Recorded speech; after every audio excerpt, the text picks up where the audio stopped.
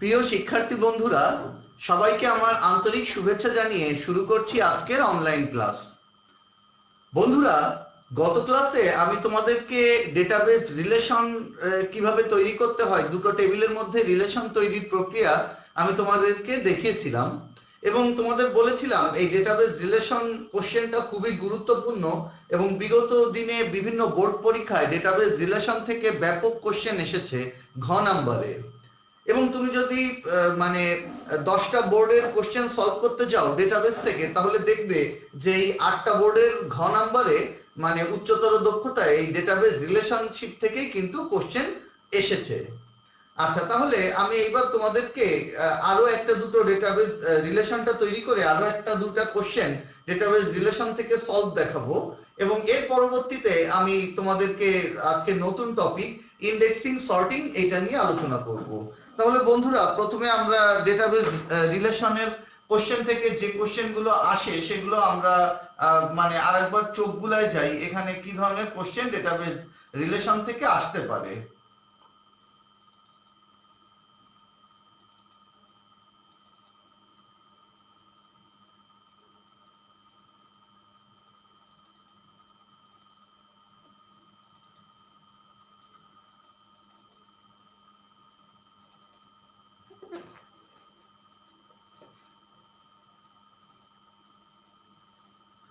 ওকে বন্ধুরা, তাহলে আমাদের নিশ্চয়ই খেয়াল আছে, আমরা আগে আবার শর্ত দুইটা দেখে নেই।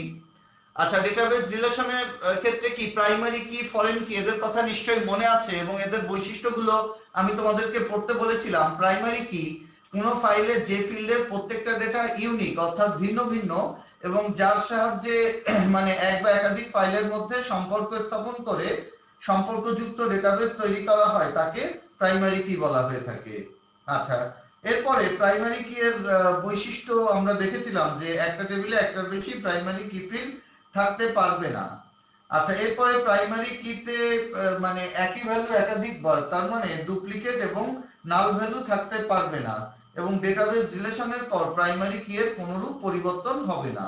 আচ্ছা, তাহলে আমরা মোটামুটি প্রাইমারি কি সম্পর্কে জেনেছি। এখন আসো ফরেন কি। ফরেন কি কি জিনিস?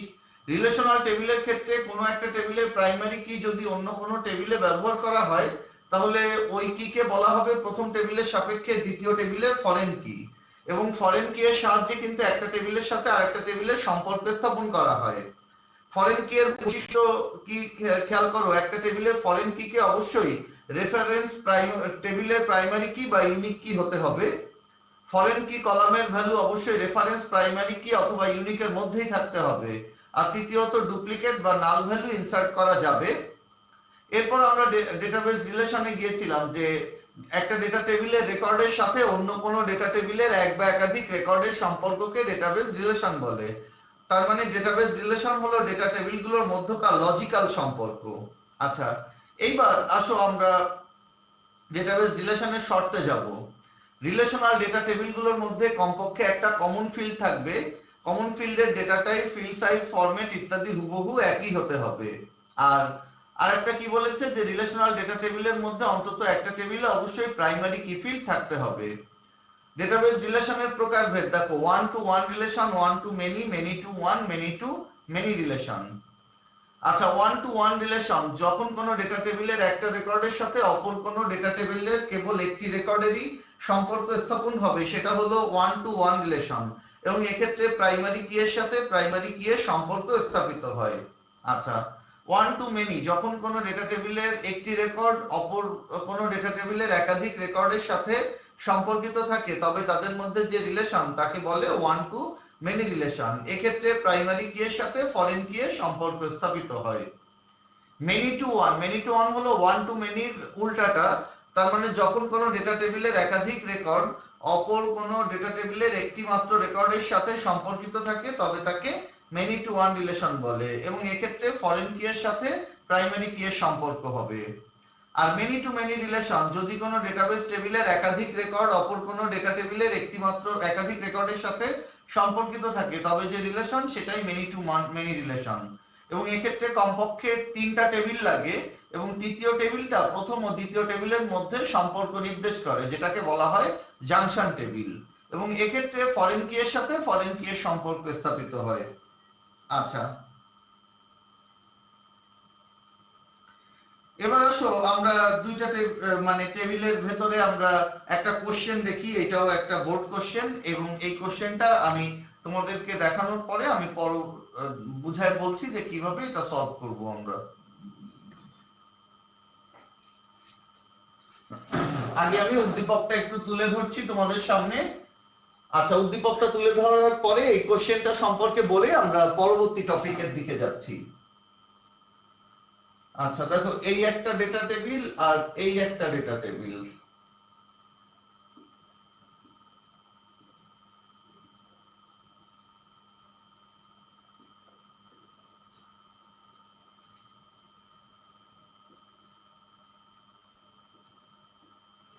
আচ্ছা, এটা হচ্ছে টিচার্স আইডি, এটা হচ্ছে টিচার্স নেম, আর এটা হচ্ছে সাবজেক্ট।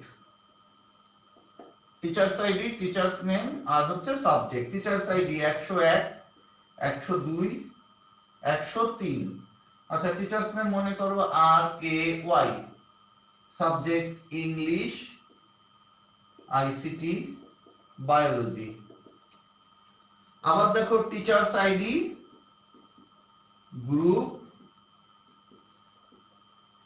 টাইম। আচ্ছা, 101, 101, 102, 102, 103। আচ্ছা, এখানে হচ্ছে science, humanities, science, business studies, science. আচ্ছা, এখানে টাইম 10টা, 10:45, 10:45, 11টা, 11:30, এরকম। আচ্ছা, প্রথম টেবিলটা হচ্ছে টিচার্স টেবিল, আর দ্বিতীয়টা হচ্ছে আমি সংক্ষেপে লিখলাম রুটিন টেবিল। আচ্ছা, টিচার্স টেবিল, টিচার্স টেবিলের মধ্যে তিনটা ফিল্ড আছে, teachers ID, teachers name, subject. আচ্ছা, এর মধ্যে টিচার্স ফিল্ডের ডেটাগুলো ইউনিক আকারে আছে, তার মানে টিচার্স আইডি কে আমরা প্রাইমারি কি ফিল্ড বলতে পারছি। আচ্ছা, অপরদিকে দ্বিতীয় টেবিলটা রুটিন টেবিল, এখানে টিচার্স আইডি, গ্রুপ, টাইম। এর মধ্যে টিচার্স আইডি ফিল্ডের ডেটাগুলো লক্ষ্য করো, মানে ইউনিক না, এটা ডুপ্লিকেট, এবং প্রথম টেবিলে এইটাকে মানে প্রাইমারি কি আকারে ব্যবহার করা হচ্ছে। তাহলে দ্বিতীয় টেবিলে এই টিচার্স আইডিটা হয়ে যাচ্ছে ফরেন, এর ডুপ্লিকেট ডেটার ব্যবহার আছে। এখন লক্ষ্য করো বিষয়টা কি দাঁড়াচ্ছে, প্রথম টেবিলের একটা রেকর্ডের সাথে দ্বিতীয় টেবিলের একাধিক রেকর্ডের সম্পর্ক। তার মানে এই জাতীয় রিলেশনকে আমরা ওয়ান টু মেনি রিলেশন বলতে পারি। আচ্ছা, তাহলে আমাদের মানে ঘ নম্বরে কি বলেছে, উদ্দীপকের টেবিল দুটির মধ্যে রিলেশন তৈরির সম্ভাব্যতা যাচাই করো। আচ্ছা, ডেটাবেস, দুটো ডেটাবেস টেবিলের মধ্যে রিলেশন তৈরির ক্ষেত্রে নিম্নোক্ত শর্ত দুটি মানে অবশ্যই মেনে চলতে হবে। প্রথম শর্ত, রিলেশনাল ডেটা টেবিলের মধ্যে কমপক্ষে একটি কমন ফিল্ড থাকতে হবে। কমন ফিল্ডের ডেটা টাইপ, ফিল্ড সাইজ এবং ফরম্যাট ইত্যাদি হুবহু একই হতে হবে। ডেটা টাইপ নাম্বার টাইপ, এটাও নাম্বার টাইপ। Field size 101, 2, 3। এখানে ফিল্ড সাইজ বেশি হলেও সীমাবদ্ধতা কিন্তু 1, 2, 3 এর মধ্যেই আছে, তাহলে হবে। আর সাধারণটাও অ্যাসেন্ডিং অর্ডারেই আছে, তার মানে এদের মধ্যে একটা রিলেশন তৈরি করা যাবে। এবং দ্বিতীয় শর্ত, রিলেশনাল টেবিলের মধ্যে অন্তত একটা টেবিলে অবশ্যই প্রাইমারি কি ফিল্ড থাকতে হবে, এবং সেই টিচার্স আইডিটাকে আমরা প্রথম টেবিলে প্রাইমারি কি বিবেচনা করতে পারছি, যে কারণে দুটো টেবিলের মধ্যে একটা রিলেশন তৈরি করা সম্ভব। আচ্ছা, এখন কি মানে দুইটা টেবিলের মধ্যে মানে দুইটা টেবিল পর্যবেক্ষণে দেখা যায় যে প্রথম টেবিলের একটা রেকর্ডের সাথে দ্বিতীয় টেবিলের একাধিক রেকর্ডের সম্পর্ক স্থাপন করা যাচ্ছে। এক্ষেত্রে যে রিলেশনশিপ তৈরি হবে তাকে বলা হয় ওয়ান টু মেনি রিলেশন, এবং ওয়ান টু মেনি রিলেশনের ক্ষেত্রে প্রাইমারি কি এর সাথে ফরেন কি এর সম্পর্ক স্থাপিত হয়। এরপরে টেবিল দুটো একে একটু চিহ্নিত করে দিতে হবে যে কার সাথে কার রিলেশন। আচ্ছা দেখো, এখানে একটার সাথে একাধিক রেকর্ড, এখানেও দেখো একটার সাথে একাধিক রেকর্ডের সম্পর্ক। প্রথম টেবিলের একটা রেকর্ডের সাথে দ্বিতীয় টেবিলের একাধিক রেকর্ডের সম্পর্ক, এটাকে আমরা ওয়ান টু ওয়ান রিলেশন বলতে পারি। ওকে বন্ধুরা, তাহলে আমরা ডেটাবেস রিলেশন থেকে আরেকটা কোশ্চেন দেখলাম, 1 টু মেনি রিলেশনের আরেকটা কোশ্চেন আমরা সলভ করলাম। এখন আসো আমরা নতুন টপিকে যাই। এখানে এই অধ্যায়ের একটা অন্যতম গুরুত্বপূর্ণ টপিক ইন্ডেক্সিং সর্টিং, এটা নিয়ে আমরা এখন একটু আলোচনা করব। সর্টিং কি, ইন্ডেক্সিং কি।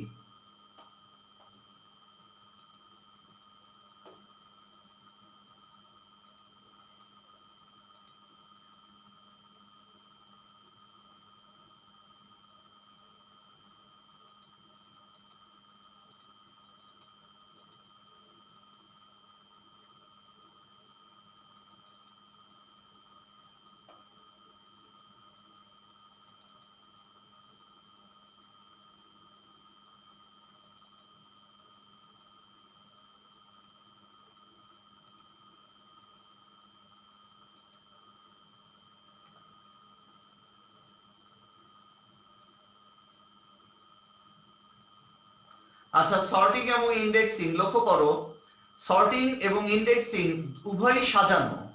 আচ্ছা, কিন্তু সাজানোর একটু ধরন আলাদা। সর্টিং হচ্ছে নির্দিষ্ট ফিল্ড অনুযায়ী মানের ঊর্ধ্বক্রম বা নিম্নক্রম অনুযায়ী সাজানো। তার মানে ঊর্ধ্বক্রম অনুযায়ী সাজানো যেটাকে বলা হয় অ্যাসেন্ডিং অর্ডার, আর নিম্নক্রম অনুযায়ী সাজানো যেটাকে বলা হয় ডিসেন্ডিং অর্ডার। অ্যাসেন্ডিং অর্ডার আর ডিসেন্ডিং অর্ডার। আচ্ছা লক্ষ্য করো, সর্টিং করা, সর্টিং অর্থ সাজানো। একটা টেবিলে অনেকগুলো নাম থাকতে পারে, যদি টেবিলে নামগুলো সাজানো থাকে তাহলে সেই নাম সহজেই সর্টিং করে খুঁজে বের করা যায়। আচ্ছা, সর্টিং হচ্ছে অ্যাসেন্ডিং অথবা ডিসেন্ডিং, এক বা একাধিক ফিল্ডের উপরে ভিত্তি করে সর্টিং করা যায়। ছোট থেকে বড় ঊর্ধ্বক্রম বা অ্যাসেন্ডিং, আর বড় থেকে ছোট বা মানে নিম্নক্রম বা অধক্রম যেটাকে ডিসেন্ডিং অর্ডার বলে। আচ্ছা, আমরা আবার বলতে পারি, খেয়াল করো যে কোনো ডেটাবেস টেবিলকে নির্ধারিত এক বা একাধিক ফিল্ড অনুযায়ী মানের ঊর্ধ্বক্রম বা অধক্রম অনুযায়ী সাজানো, এটাকে বলা হয় হচ্ছে সর্টিং করা। আচ্ছা, সর্টিং এর এখানে একটা দিয়েছে, দরকার নেই আমাদের। সর্টিং নির্ভর করে কিসের উপরে? দেখো, রেকর্ডগুলোর কি ফিল্ডের কার্যক্রমের উপরে, একাধিক ফিল্ডের উপরে, নির্দিষ্ট সংখ্যা বর্ণ বা সংখ্যাক্রমের উপরে। এবার আসো ইন্ডেক্সিং। আচ্ছা, সর্টিং করলে একটা বিষয় হচ্ছে মূল ডেটাবেস টেবিলের পরিবর্তন লক্ষ্য করা যায়, কিন্তু ইন্ডেক্সিং এমন ভাবে সাজানো যেখানে মূল ডেটাবেস টেবিলের রেকর্ডগুলোর কোনো মানে সিরিয়াল নাম্বারের কোনোরূপ পরিবর্তন হবে না। আচ্ছা দেখো, ডেটাবেস টেবিলে ডেটাকে ঊর্ধ্বক্রম বা নিম্নক্রম অনুসারে সাজানোকে ইন্ডেক্সিং বলে, এবং ডেটাবেসের এক বা একাধিক ফিল্ডের উপরে ইন্ডেক্স করে বর্ণমালা অথবা সংখ্যা অনুসারে সাজানো যায়। আচ্ছা, যেমন কোনো বই বা সূচিপত্র থেকে আমরা কি করি, সহজে তথ্য খুঁজে বের করতে পারি, তেমনি ইন্ডেক্স করা থাকলে কি হয়, রেকর্ড খুঁজে পেতে সহজ হয়ে যায়। ইন্ডেক্স তৈরি করার সময় ইন্ডেক্সের একটা নাম দিতে হয়। যে ফিল্ডের উপরে ইন্ডেক্স করতে হবে সাধারণত সেই ফিল্ডের নামের অনুরূপ নাম দেওয়া হয়ে থাকে, যাতে বুঝতে বা মনে রাখতে সুবিধা হয়। আচ্ছা, এক বা একাধিক ফিল্ডের উপরে ইন্ডেক্স করা যায়। একাধিক ফিল্ডের উপরে ইন্ডেক্স করলে ইন্ডেক্স স্বয়ংক্রিয়ভাবে ইন্ডেক্স ফাইল আপডেট হবে, এবং ইন্ডেক্সিং করলে মানে একাধিক ফিল্ডের উপরে করলে তথ্য খুঁজে পেতে একটু সময় লাগে, কিন্তু একটি ফিল্ডের উপরে ইন্ডেক্স করলে সহজে তথ্য খুঁজে বের করা যায়। আচ্ছা, এবার লক্ষ্য করো, ডেটা টেবিলের ফিল্ডের উপরে ইন্ডেক্স করা হলে ইন্ডেক্স ফাইলে সাজানো। আচ্ছা,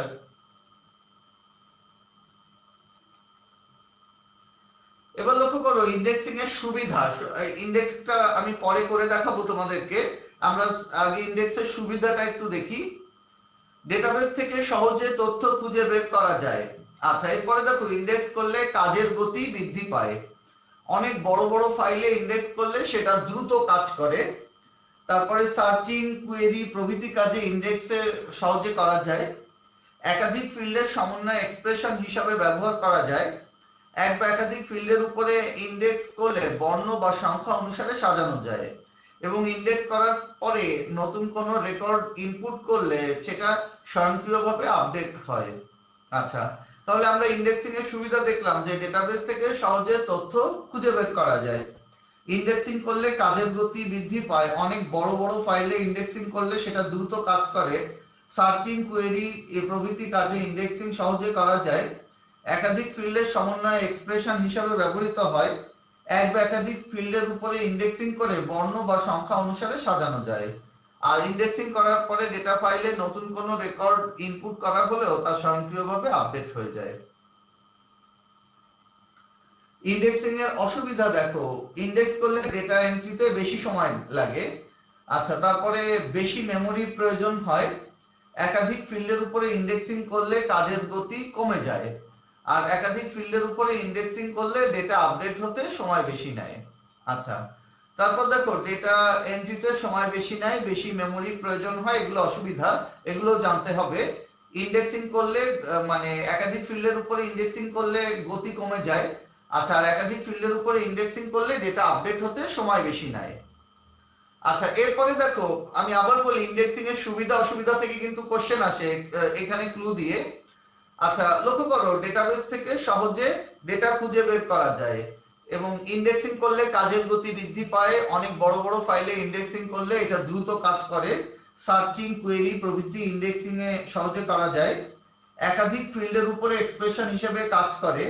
এক বা একাধিক ফিল্ডের উপরে ইন্ডেক্সিং করে বর্ণ বা সংখ্যা অনুযায়ী সাজানো যায় এবং ইন্ডেক্সিং করার পরে ডেটাবেস ফাইলে নতুন কোনো রেকর্ড ইনপুট করা হলেও সেটা স্বয়ংক্রিয়ভাবে আপডেট হয়ে যায়। আচ্ছা, তাহলে এবার বন্ধুরা আমরা মানে কোশ্চেন দেখলাম, যে ইন্ডেক্সিং এর সুবিধা অসুবিধা গুলো দেখলাম। আচ্ছা, এবার সর্টিং আর ইন্ডেক্সিং এর পার্থক্যটা আমরা বোঝার চেষ্টা করি, কারণ এখানে আমরা যখন পার্থক্যটা বুঝবো তখন আমাদের কাছে এভরিথিং ক্লিয়ার হয়ে যাবে এবং আমাদের এই পার্থক্যটা জানা আমাদের জন্য খুবই দরকারি। সর্টিং ইন্ডেক্সিং এর পার্থক্যটা জানা আমাদের জন্য খুবই দরকারি।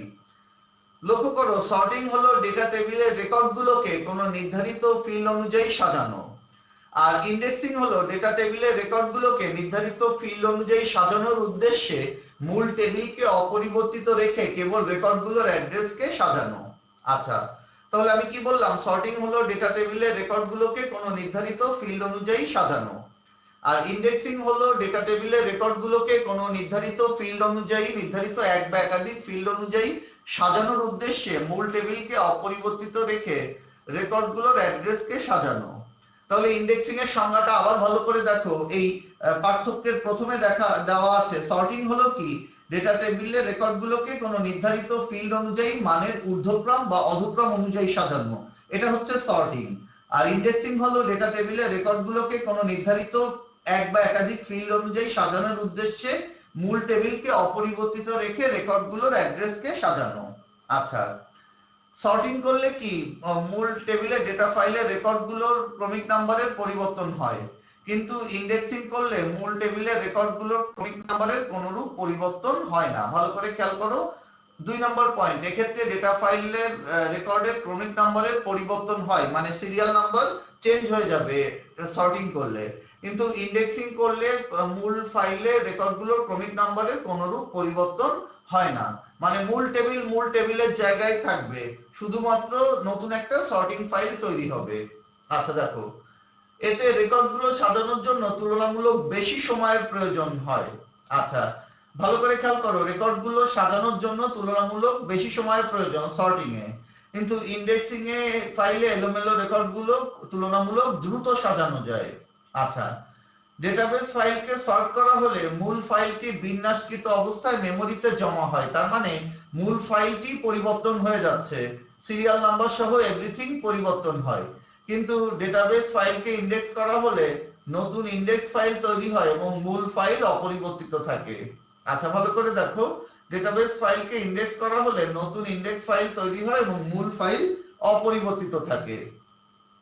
আচ্ছা, এরপরে দেখো ডেটাবেসে কোনো রেকর্ড সংশোধন বা সংযোজন করলে সর্ট ফাইলে তা আপডেট হয় না, কিন্তু ডেটাবেসে কোনো রেকর্ড ইন্ডেক্সিং এর ক্ষেত্রে ডেটাবেসে কোনো রেকর্ড সংশোধন বা সংযোজন করলে ইন্ডেক্সিং ফাইলে তা স্বয়ংক্রিয়ভাবে আপডেট হয়। আচ্ছা, সর্টিং এবং ইন্ডেক্সিং এর মধ্যকার পার্থক্য আমি আবার বলি। সর্টিং হলো ডেটা টেবিলের রেকর্ডগুলোকে কোনো নির্ধারিত ফিল্ড অনুযায়ী সাজানো, আর ইন্ডেক্সিং হলো ডেটা টেবিলের রেকর্ডগুলোকে কোনো নির্ধারিত ফিল্ড অনুযায়ী সাজানোর উদ্দেশ্যে মূল টেবিলকে অপরিবর্তিত রেখে রেকর্ডগুলোর অ্যাড্রেসকে সাজানো। আচ্ছা, সর্টিং করলে মূল ডেটা ফাইলে রেকর্ডগুলোর সিরিয়াল নাম্বারের পরিবর্তন হয়, কিন্তু ইন্ডেক্সিং এ সিরিয়াল নাম্বারের পরিবর্তন হয় না। সর্টিং এ এলোমেলো রেকর্ডগুলো সাজাতে সময় বেশি নেয়, ইন্ডেক্সিং এ তুলনামূলক সময় কম নেয়। আচ্ছা, ডেটাবেস ফাইলে সর্ট করা হলে মূল ফাইলটি বিন্যাসকৃত অবস্থায় মেমোরিতে জমা হয়, তার মানে মূল ফাইলটি পরিবর্তিত হয়ে যায়। কিন্তু ডেটাবেস ফাইলকে ইন্ডেক্স করা হলে মূল ফাইলটি অপরিবর্তিত থাকে, নতুন একটা ইন্ডেক্স ফাইল তৈরি হবে। আচ্ছা, পরবর্তীতে কোনো রেকর্ড সংশোধন বা সংযোজন করলে সর্ট করা ফাইলে তা আপডেট হয় না, কিন্তু ডেটাবেসে কোনো রেকর্ড সংশোধন বা সংযোজন করলে ইন্ডেক্সিং ফাইলে তা স্বয়ংক্রিয়ভাবে আপডেট হয়। আচ্ছা, তাহলে এটা হচ্ছে আমাদের কোশ্চেন, ইন্ডেক্সিং ও সর্টিং এর মধ্যকার পার্থক্য। আচ্ছা, এবার আসো ইন্ডেক্সিং সর্টিং এর মধ্যকার পার্থক্য আমরা দেখলাম। এবার এখান থেকে আরেকটা ছোট কোশ্চেন আসে, তাহলে আমরা এখান থেকে পড়ব ইন্ডেক্সিং কি, সর্টিং ইন্ডেক্সিং এর পার্থক্য, ইন্ডেক্সিং এর সুবিধা অসুবিধা। লক্ষ্য করো, এখান থেকে আমরা পড়ব ইন্ডেক্সিং কি, এর সুবিধা অসুবিধা। এগুলো খুব ভালোভাবে মানে আয়ত্তে রাখতে হবে। এরপর সর্টিং ও ইন্ডেক্সিং এর পার্থক্য, সর্টিং ও ইন্ডেক্সিং এর পার্থক্য। আরেকটা পড়বো হচ্ছে,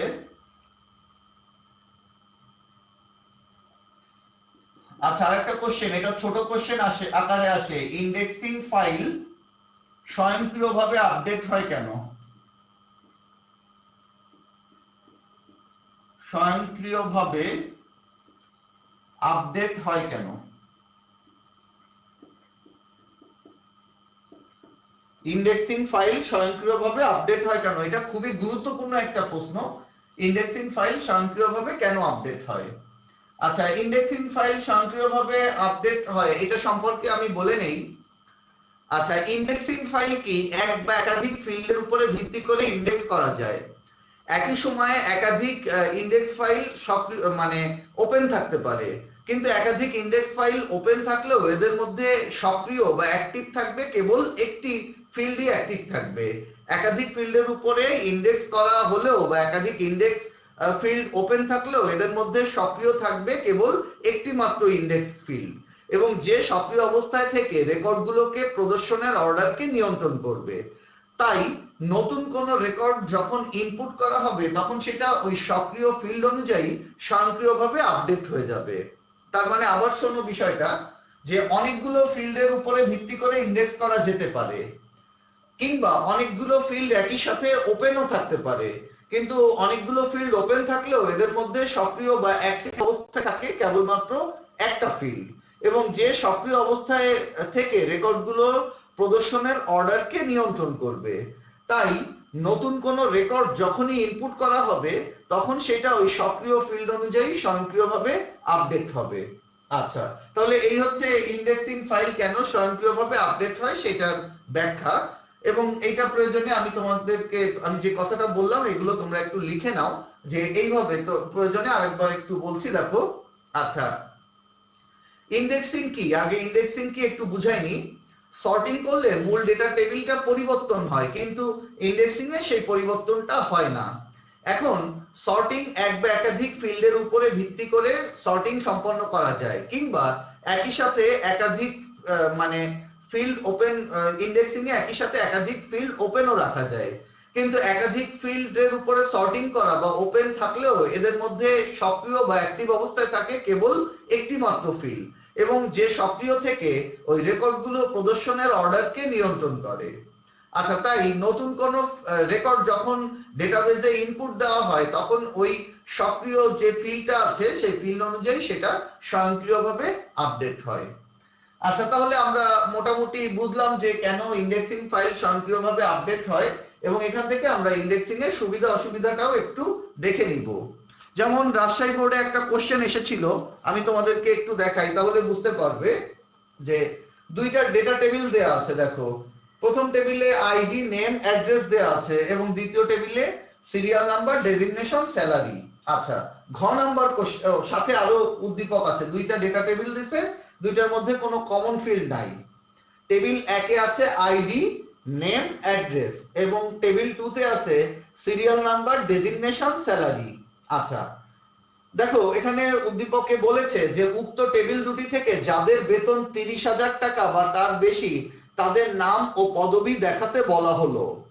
খ নামক একজন ব্যক্তি শর্ত সাপেক্ষে কমান্ড দিয়ে উক্ত কাজটি করে দিল। তার মানে শর্ত সাপেক্ষে কমান্ড দেয়া 30,000 টাকার বেশি, এটা শর্ত দিয়ে বের করা, নিঃসন্দেহে এটা কোয়েরি করা। আচ্ছা, কিন্তু এই প্রক্রিয়া একটু সময় বেশি নিচ্ছিল। গ নামক ব্যক্তি বলল একটি গুরুত্বপূর্ণ ফাইল তৈরি করলে উক্ত কাজটি অনেকটা দ্রুত করা যাবে, কিন্তু ডেটা এন্ট্রিতে একটু সময় বেশি নেবে। দেখো মানে এই যে ডেটা সাজানোর কাজ, এটা দ্রুততার সাথে করা যাবে, কিন্তু ডেটা এন্ট্রিতে সময় বেশি নেবে। একটা সুবিধা একটা অসুবিধা, এটা ইন্ডেক্সিং এর কথা উল্লেখ করেছে। গ ব্যক্তি যে প্রসঙ্গটা উল্লেখ করেছে সেটা পুরোপুরি ইন্ডেক্সিং, কারণ কি বলতেছে যে একটা ফাইল, গুরুত্বপূর্ণ ফাইল তৈরি করা, তার মানে ইন্ডেক্সিং ফাইল তৈরি করতে হবে, যেখানে উক্ত কাজটি অনেকটা দ্রুত হবে, তবে ডেটা এন্ট্রিতে একটু সময় বেশি নেবে। আমি ইন্ডেক্সিং এর অসুবিধায় বলেছিলাম যে ডেটা এন্ট্রিতে সময় বেশি নেয়। আচ্ছা, ঘ নম্বরে বলছে গ ব্যক্তি যা বললো তার সাথে কি তুমি একমত, বিশ্লেষণ করো।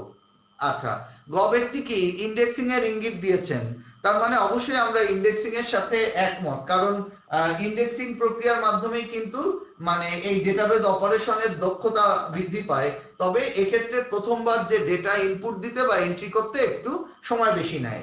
তা আমরা এখানে ইন্ডেক্সিং কি এটা বলবো, এবং ইন্ডেক্সিং এর সুবিধা অসুবিধা উল্লেখ করলেই হয়ে যাচ্ছে। তা বন্ধুরা, আমরা ইন্ডেক্সিং এর সুবিধা অসুবিধা আরেকবার একটু চোখ বুলাই যাই।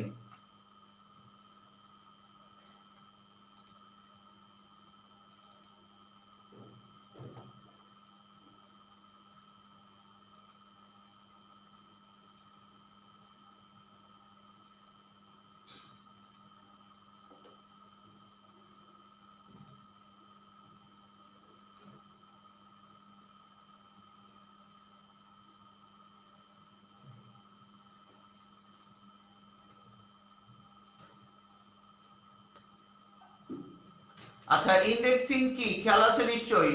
ডেটা টেবিলের আমরা পার্থক্য থেকে ইন্ডেক্সিং এর সংজ্ঞাটা দেয়াই ভালো। ইন্ডেক্সিং হলো ডেটা টেবিলের রেকর্ডগুলোকে কোনো নির্ধারিত এক বা একাধিক ফিল্ড অনুসারে সাজানোর উদ্দেশ্যে মূল টেবিলকে অপরিবর্তিত রেখে রেকর্ডগুলোর অ্যাড্রেসকে সাজানো। আচ্ছা, এবার ইন্ডেক্সিং এর সুবিধা দেখো, ডেটাবেস থেকে সহজে তথ্য খুঁজে পাওয়া যায়।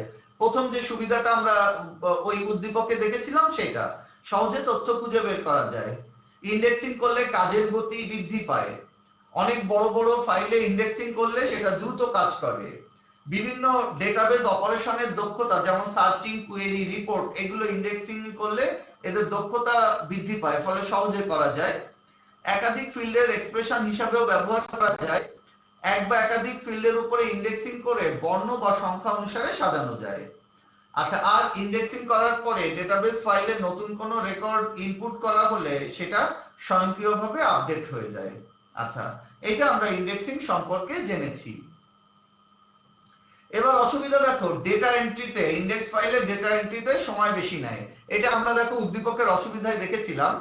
ইন্ডেক্স ফাইলে বেশি মেমোরির প্রয়োজন হয়, আর একাধিক ফিল্ডের উপরে ইন্ডেক্সিং করলে কাজের গতি কমে যায়, আর একাধিক ফিল্ডের উপরে ইন্ডেক্সিং করলে তা আপডেট হতে একটু সময় বেশি নেয়। ওকে বন্ধুরা, তাহলে আমরা মোটামুটি ইন্ডেক্সিং আর সর্টিং এর সুবিধা অসুবিধাগুলো জানতে পারলাম। আচ্ছা,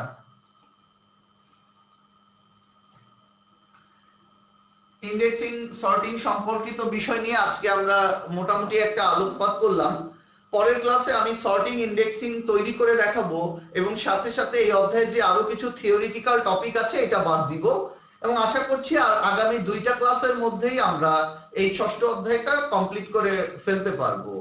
তো বন্ধুরা, আজকে আর আলোচনা দীর্ঘায়িত করলাম না।